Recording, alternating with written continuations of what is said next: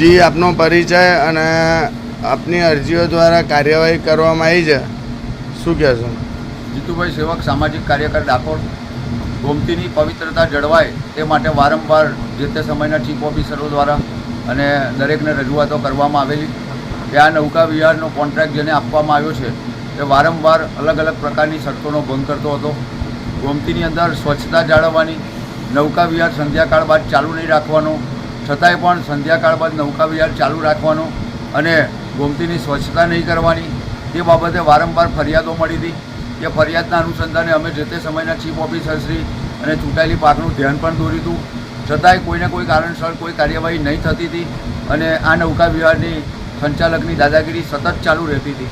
પરંતુ છેલ્લે અમે ડાકોર નગરપાલિકાની ચીફ ઓફિસર ગણાત્રા સાહેબને એક અરજી કરતાં ગાંધી ચીટિયા માર્ગની ચીમકી આપેલી અને એના અનુસંધાને અમને ગત રોજ 10 તારીખના રોજ નગરપાલિકા દ્વારા જાણ કરવામાં આવી છે કે આ નૌકા વિહારના સંચાલકે ગોમતીની સ્વચ્છતા નહીં કરવાનું લેખિત આપ્યું છે અને એ લેખિતના કારણે કરારની શરતોનો ભંગ થાય છે અને જેથી કરી અને આ નૌકા વિહારના સંચાલકનો ઇજારો તાત્કાલિક અસરથી બંધ કરવામાં આવે છે.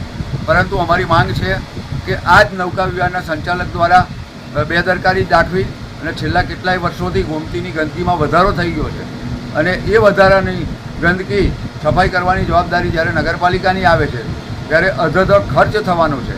આ ખર્ચ પણ આ નૌકા વિહારના સંચાલકે મૂકેલી ડિપોઝિટમાંથી અને ખૂટતી રકમ તેની પાસેથી વસૂલ કરવા માટેના કાયદેસરના પગલાં લેવામાં આવે. તેમજ આ નૌકા વિહારના સંચાલકે જે તે સમયે પોતાનો નૌકા વિહારનો ઇજારો ચાલુ હતો ત્યારે સંધ્યાકાળ બાદ પણ નૌકાઓ ચાલુ રાખી હતી, તે બાબતની પણ પોલીસ ફરિયાદ કરવામાં આવે તેમાં અમારી પ્રબળ માંગ છે. ખુશી અમે એટલા માટે વ્યક્ત કરીએ છીએ કે હાલના ચીફ ઓફિસર દ્વારા અગમચેતીના પગલાં લઈ અને આ નૌકા વિહારનો ઇજારો રદ કરેલો છે અને આ સંચાલકની દાદાગીરીમાંથી હવે યાત્રાળુ અને ગ્રામજનો મુક્ત થવાના છે. તે બદલ અમે ખુશી વ્યક્ત કરીએ છીએ અને ડાકોર નગરપાલિકાના ચીફ ઓફિસર સહિત તમામ સત્તાતંત્રનો આભાર માનીએ છીએ. જી આપનો પરિચય અને નૌકા વિહારના સંચાલકની સામે જે કાર્યવાહી કરવામાં આવી છે, શા કારણે કરવામાં આવી છે અને આગળ શું કાર્યવાહી હજુ પણ થશે? મારું નામ યોગેશ કુમાર ગણાત્રા, હું ચીફ ઓફિસર ડાકોર નગરપાલિકા છું. ડાકોરમાં ગોમતી તળાવમાં નૌકા વિહાર ચાલતો હતો. હવે એ નૌકા વિહાર સામે ઘણી બધી લોક રજૂઆતો મળી હતી અને ટેન્ડર આપવામાં પણ ગેરરીતિ થયા હોવાની રજૂઆત થઈ હતી. એ અંગે તપાસ ચાલુ હતી. મીનવાઇલ એ એજન્સીનું લાયસન્સ 1/4ના દિવસે પતી ગયું. એ લાયસન્સ પણ રિન્યુ નહોતું થયું. આજે એ વાતને 2 મહિના ઉપરનો સમય થયો એટલે એના કારણે નૌકા વિહાર ઠપ હતો અને એ એજન્સીએ લાયસન્સ રિન્યુ ન થવાના કારણે હું ગોમતીનો તળાવની જે સફાઈની કામગીરી છે જે એને કરાર અંતર્ગત 2 વર્ષ માટે આપવામાં આવી હતી એ આપવાનો ધરાર ઇનકાર કર્યો હતો.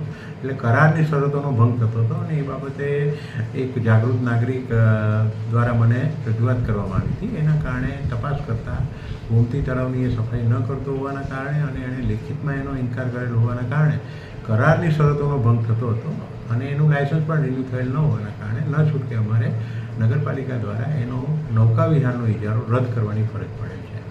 અને સર, ક્યાંક ને ક્યાંક સંચાલક દ્વારા જે સફાઈનું કામ અધૂરું મૂકી દેવામાં આવ્યું છે, જેને લઈને કોઈ કાયદેસરના પગલાં એની સામે લેવામાં આવશે કે બસ ખાલી ઇજારો જ રદ કરવામાં આવશે? હાલ ઇજારો રદ તાત્કાલિક કરવો પડે એવો હતો કારણ કે કરારની શરત ભંગ થતી હતી અને એની ઘણી રજૂઆત મળતી હતી અને 2 માસથી લાયસન્સ વગર એ માણસ હતો. એટલે જો કાલે તળાવ ત્યાં આગળ બોટિંગ ચાલુ કરે તો કોઈ જાનહાનિના પ્રશ્નો ન ઉપસ્થિત થાય એટલે તાત્કાલિક પગલું ભર્યું છે અને આગળની કાર્યવાહી નિયમ મુજબ કરવામાં આવે.